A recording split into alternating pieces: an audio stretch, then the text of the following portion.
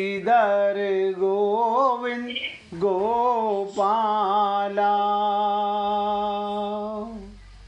भजो गिरिधर गोविंद गोपाला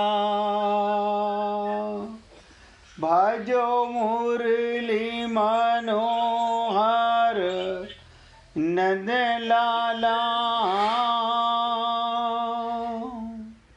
भजो मुरली मनोहर नंद लाला भजो गिरिधर गोविंद गोपाला भजो गिरिधर गोविंद गोपाला भजो मुरली मनोहर नंद लाला भजो मुरली मनोहर नंद लाला भजो गिरिधर गोविंद गोपाला भजो गिरिधर गोविंद गोपाला भजो मुरली मनोहर नंद लाला भजो मुरली मनोहर नंद लाला भजो गिरिधर गोविंद गोपाला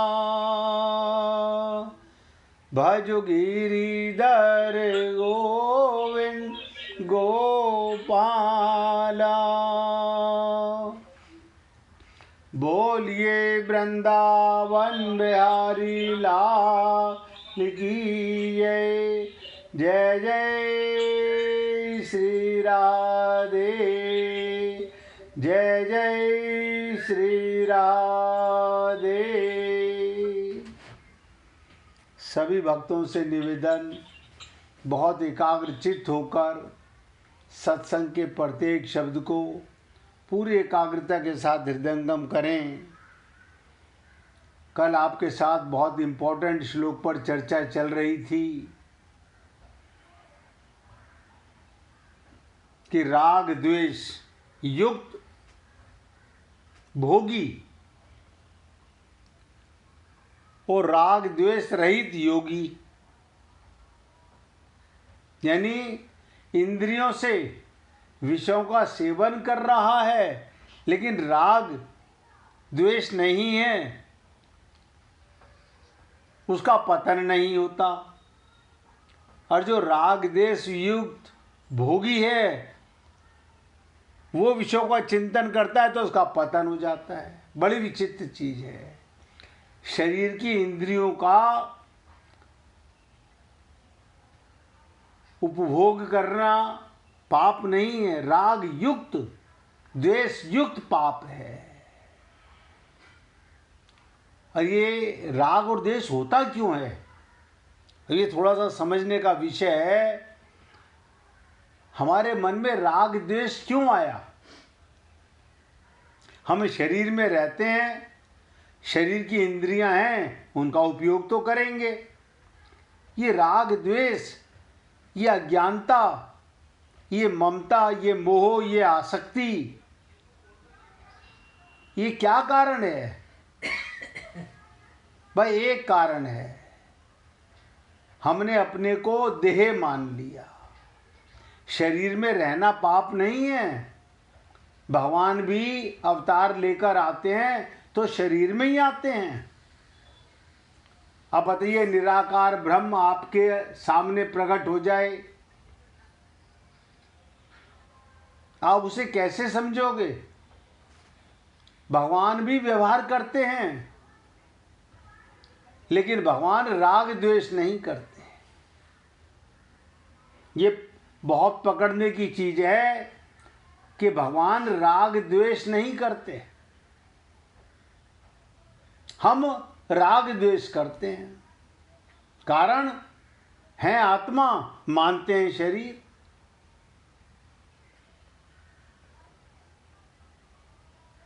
तो कहने का तात्पर्य हमारा पतन हो जाता है सिर्फ एक राग द्वेष के कारण, इंद्रियों के विषयों से नहीं, इंद्रियों के भोगों से नहीं होता। और राग द्वेष क्यों होता है ये मैंने आपको बता दिया, अज्ञानता के कारण, अपना ना पता होने के कारण। तो राग द्वेष रहित मनुष्य भोग बुद्धि विषयों का सेवन नहीं करता,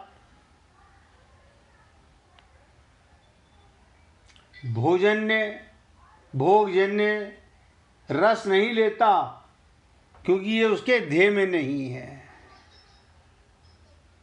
इसलिए हे पुण्य आत्माओं, आप और हम लोग इस अनर्थ से बचने का प्रयत्न करें। शरीर में रहें, लेकिन शरीर ना माने तो राग द्वेष अपने आप खत्म हो जाएगा। तो पीछे के 2 श्लोकों में जो बात कही, उसी को आगे के 2 श्लोकों में भगवान पक्का करना चाहते हैं। यानी भगवान पक्का करना चाहते हैं। बहुत ध्यान से सुनिएगा, भगवान क्या कहते हैं। छोटे छोटे श्लोक हैं, लेकिन हैं बहुत इंपॉर्टेंट। भगवान कहते हैं, जिसके मन इंद्रियां संयमित नहीं हैं, ऐसे मनुष्य की स्थिर बुद्धि नहीं होती। और जिसकी बुद्धि स्थिर होती है, उस मनुष्य में निष्काम भाव अथवा कर्तव्य परायणता भाव नहीं होता। निष्काम भाव ना होने से उसको शांति नहीं मिलती।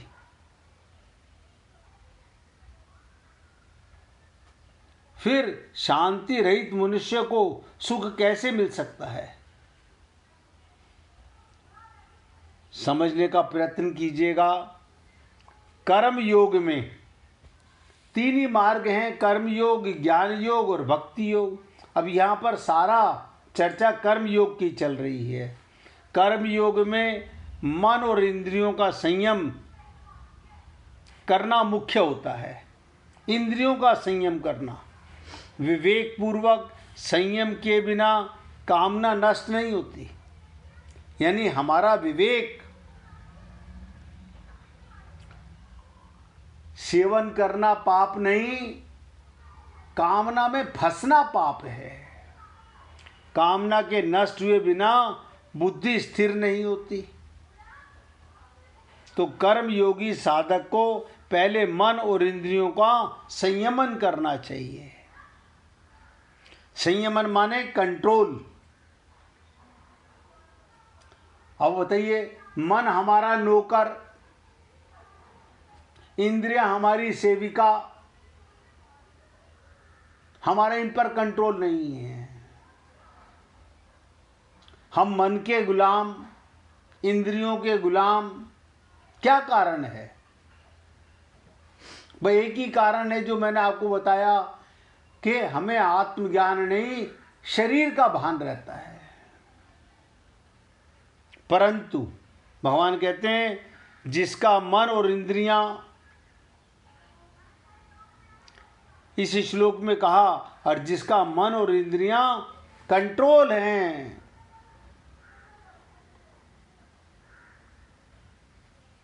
जिसका ये डिसाइड है कि मेरे को केवल परमात्मा प्राप्ति ही करनी है।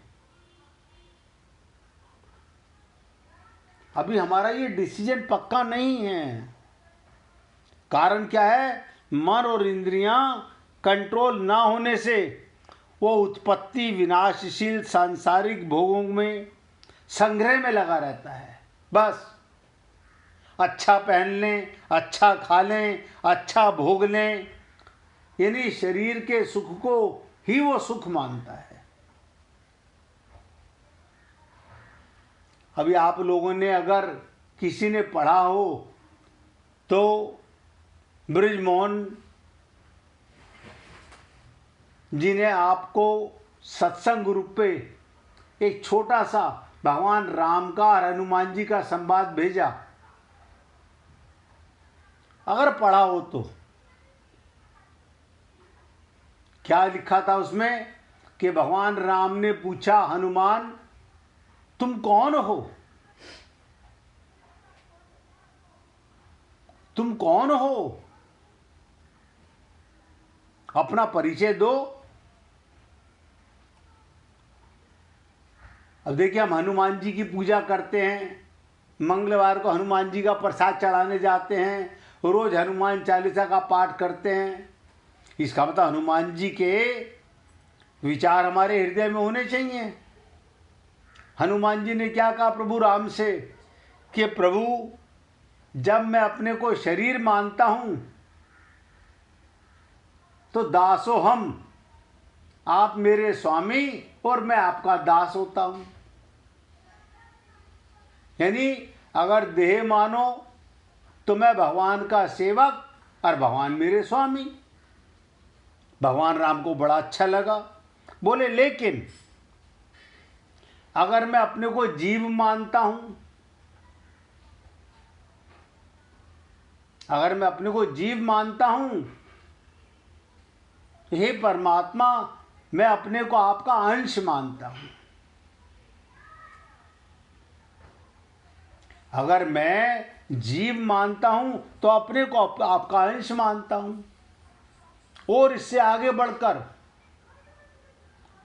यहां पर बहुत पकड़ने की चीज है। जीव आत्मा से जीव पना समाप्त हो जाए, केवल आत्मज्ञान रह जाए, तो क्या कहा हनुमान जी ने, जब मुझे आत्मा का ज्ञान होता है, अद्वैत हो जाता है, आप और में एक हो जाते हैं। अहम ब्रह्मास्मि तत्त्वमसि। क्या आपकी और हमारी ऐसी सोच है? यही भगवान शंकर का भाव है। आज शिवरात्रि है, आप सबको शिवरात्रि की बहुत बहुत शुभकामनाएं। भगवान शंकर भी हनुमान जी ही बने हैं, शंकर ही हनुमान बने हैं। आप सोचिएगा उनका कैसा अटूट रिश्ता है, लेकिन हमारा केवल भगवान से संसार पाने का रिश्ता है। हम भगवान को अपना नहीं मानते, हम भगवान से शरीर का सुख, परिवार का सुख, इस देह में आकर भी और सत्संग सुनने के बाद भी।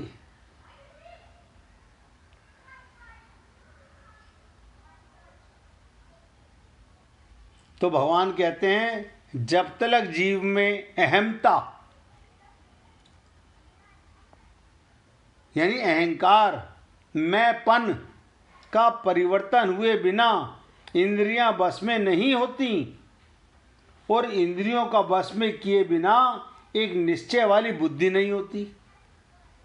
हमारी निश्चय बुद्धि नहीं है, हमारी थाली के बैंगन की तरह बुद्धि है।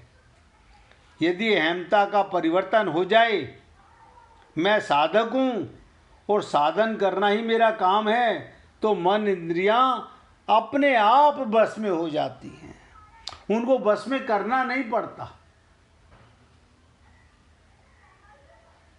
आप सोचिए, हम भी शरीर में रहते हैं, क्या हनुमान जी के बताए अनुसार हम अपने को परमात्मा का दास सेवक मानते हैं? नहीं नहीं, हम तो मंदिर बनवाने वाले होते हैं, हम भगवान के अंश नहीं होते, हमें आत्मज्ञान नहीं होता, हम द्वैत अद्वैत में फंसे रहते हैं। शरीर में आना पाप नहीं, शरीर में रहना पाप नहीं। पहले संत महात्माओं से हमें मालूम पड़ा ईश्वर अंश जीव अविनाशी, मैं जीव हूँ, ये खुशी हुई कि मैं मरने वाला नहीं हूँ। फिर और आगे बढ़े तो मालूम पड़ा मैं अंश नहीं, आनंद मध्य सिंधु तब बासा, मैं तो परमात्मा की गोदी में उसके साथ उस जैसा ही हूँ। तत्त्वमसि अहम ब्रह्मास्मि, यानी मेरे में परमात्मा में क्या अंतर है? मैं भी जागा हुआ, वो भी जागा हुआ, बस अंतर इतना है वो सूर्य है, मैं सूर्य की किरण हूं। कोई दुख नहीं, कोई चिंता नहीं, कोई भय नहीं, कोई परेशानी नहीं, कोई राग नहीं, कोई द्वेष नहीं।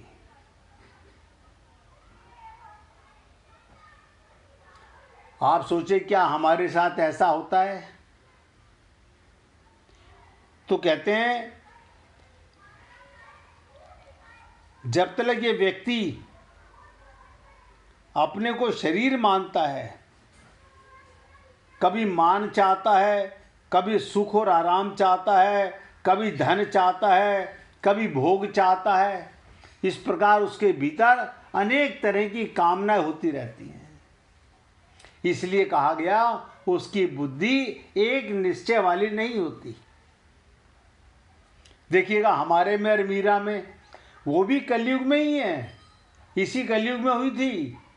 उसने एक निश्चय कर ली, एक धारणा कर ली, मेरे तो गिरधर गोपाल, दूसरों ना कोई। कमाल है, बड़ी अजीब सी बात लगती है। और हम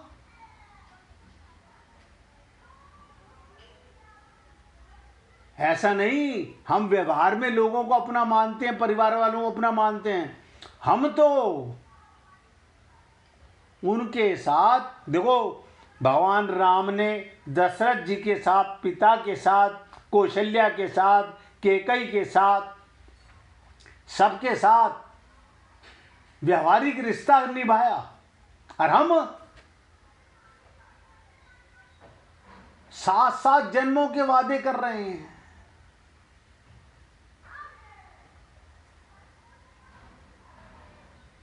कैसे कल्याण होगा?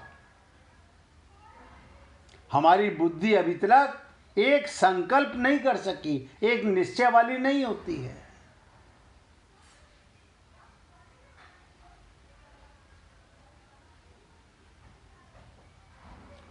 इसलिए कहते हैं जिसकी बुद्धि स्थिर नहीं होती, उसकी मेरे को तो केवल अपने कर्तव्य का पालन करना है, फल की इच्छा, कामना, आसक्ति आदि त्याग करना है, ऐसी भावना नहीं होती।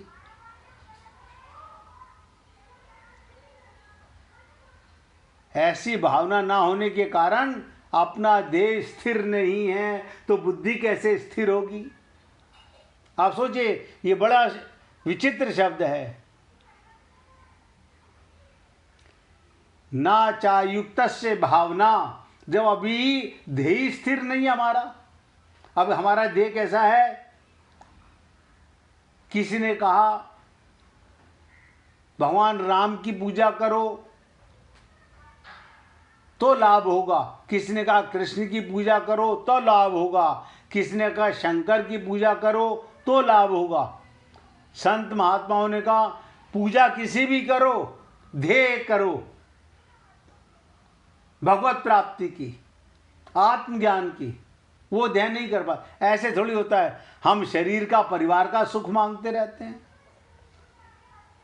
हम स्वार्थी हैं, निस्वार्थ नहीं है हमारे अंदर, निष्कामता नहीं, सकाम भरा पड़ा है।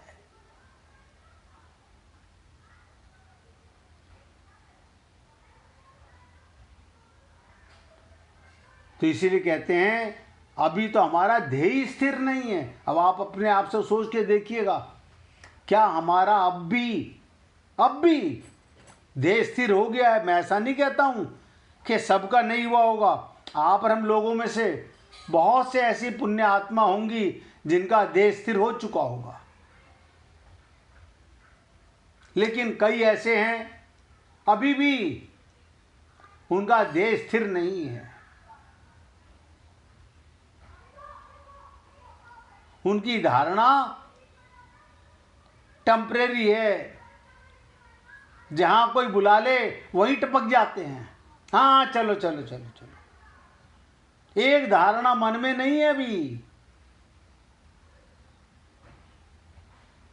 इसलिए भगवान कहते हैं जो अपने कर्तव्य के परायण नहीं होता, हम कर्तव्य के भी दृढ़ता नहीं है। भगवान की शरणागति तो छोड़ो, भगवान के परायण तो नहीं है, कर्तव्य के हो। कर्तव्य क्या, इस देह में हरि मिलत है। अब खाली सुनने से क्या होगा, हरि को पाने का ध्येय होना चाहिए। और भगवान ने कहा मुझे पाने के लिए कुछ नहीं करना, बस ध्येय करना है। आपने ध्येय किया तो मैं तो मिला ही हुआ हूं। हमारा अभी तक पक्का संकल्प नहीं है। जैसे साधु, शिक्षक, ब्राह्मण, क्षत्रिय, वैश्य, शूद्र आदि यदि अपने अपने कर्तव्य में तत्पर नहीं रहते तो उनको शांति नहीं मिलती।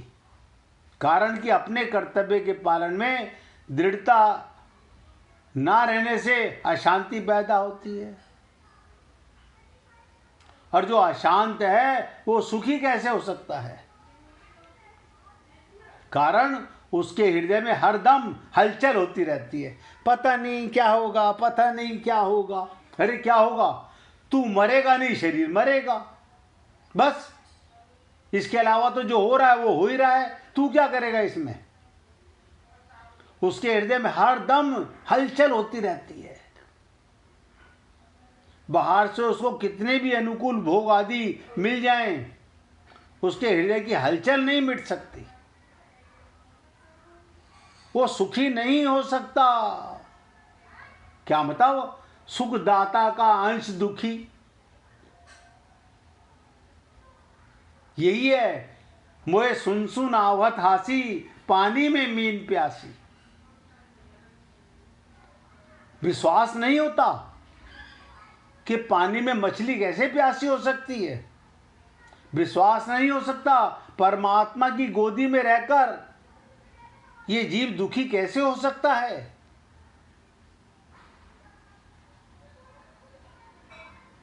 और आज संसार में देखा जाए 99.99% लोग दुखी हैं। कारण क्या है, एक ध्येय नहीं है, एक धारणा नहीं है, एक लक्ष्य नहीं है, एक निश्चय वाली बुद्धि नहीं है।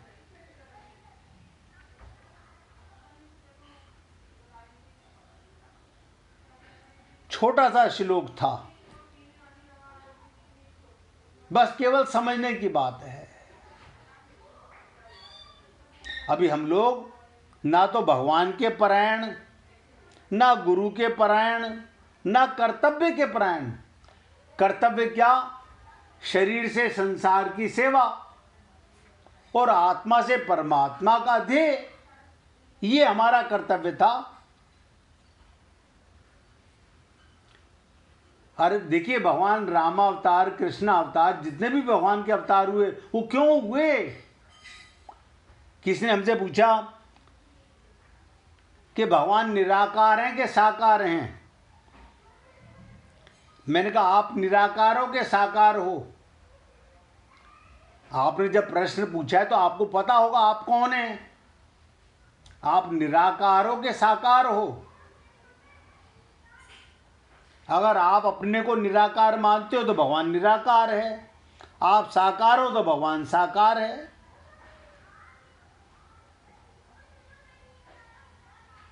आपने आत्मा को देखा है कभी?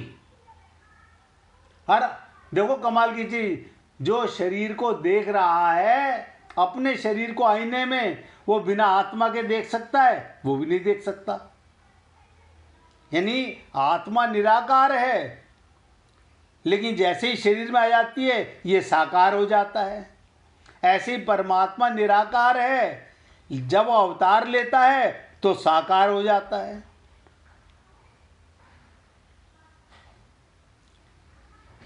भटक रहे हैं हम लोग ऐसे ही।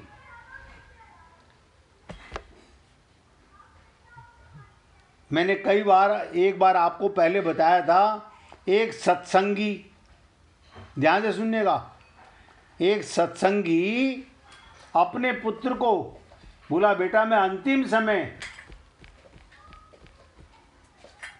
जब शरीर छोड़ूंगा तो तुम्हें कुछ बताना चाहता हूं।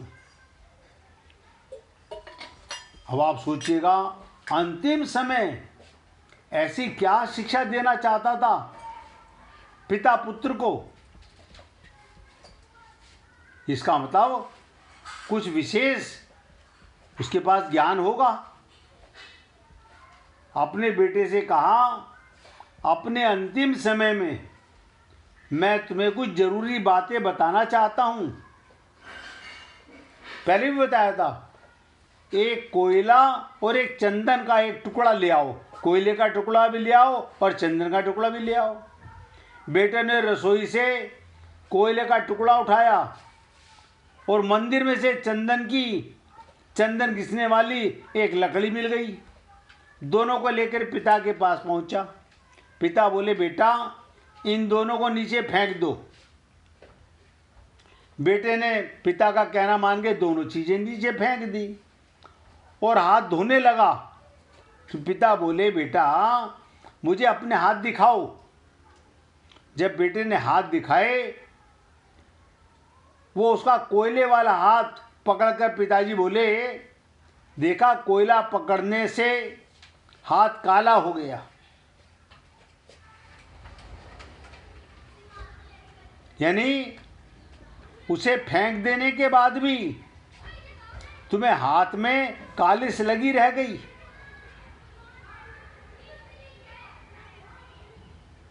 ऐसे ही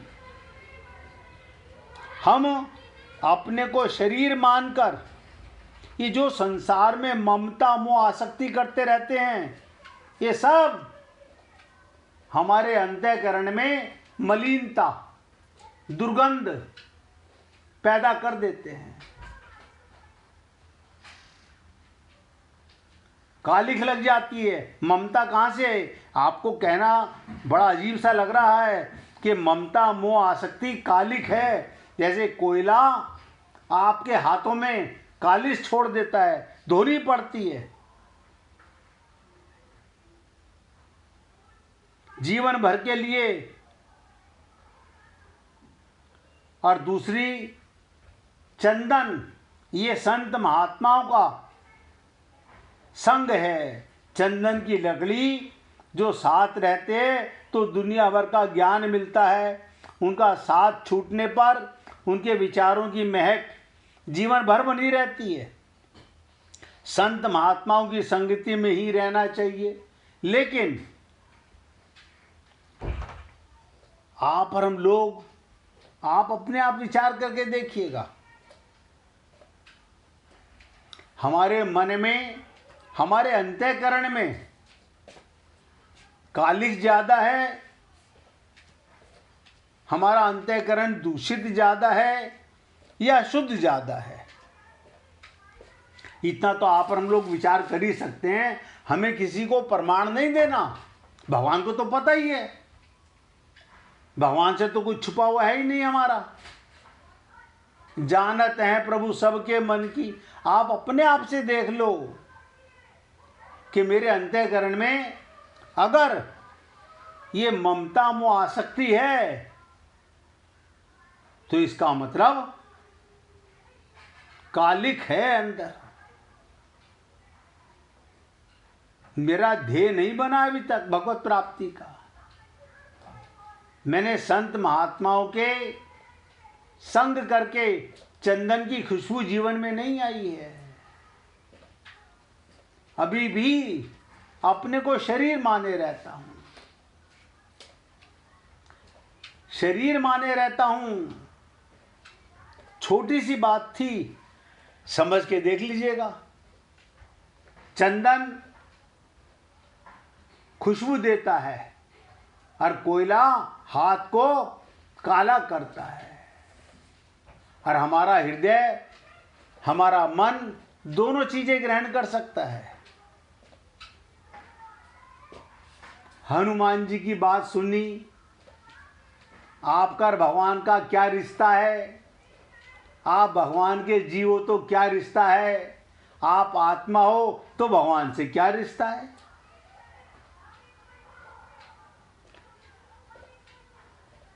एक छोटी सी लीला से सब कुछ समझ में आता है, लेकिन रटने से नहीं। ये भी आपको बता दूं, रटने की जरूरत नहीं है। समझ लिया, समझ लिया। रट्टू तोते नहीं बनना। हमें मंत्र नहीं रटने, हमें श्लोक नहीं रटने, हमें प्रार्थना नहीं रटनी। प्रेम जान गए तो जान गए। प्रेम हो गया, आत्मज्ञान हो गया तो भगवान से प्रेम हो गया। शरीर का ज्ञान रहा तो संसार से प्यार रहा। हे पुण्य आत्माओं, जीवन जा रहा है। अशांत मन सुखी कैसे हो सकता है? अशांत व्यक्ति के हृदय में हरदम हलचल होती रहती है। क्या होगा, कैसे होगा, क्या होगा, कैसे होगा। अरे जन्म हो चुका है, मृत्यु होगी बस। लिख लो 2 बातें। जन्म हमारा हो चुका, अब मृत्यु पक्का होके रहेगी। बाकी सब कुछ टाइम पर होता रहेगा। सूर्य अपने समय पर उदय होगा और अपने समय पर अस्त भी होगा। 1 मिनट भगवान का कीर्तन कीजिए, फिर आगे चर्चा करेंगे। कृपा करो, कृपा करो, कृपा करो राधे, कृपा करो, कृपा करो।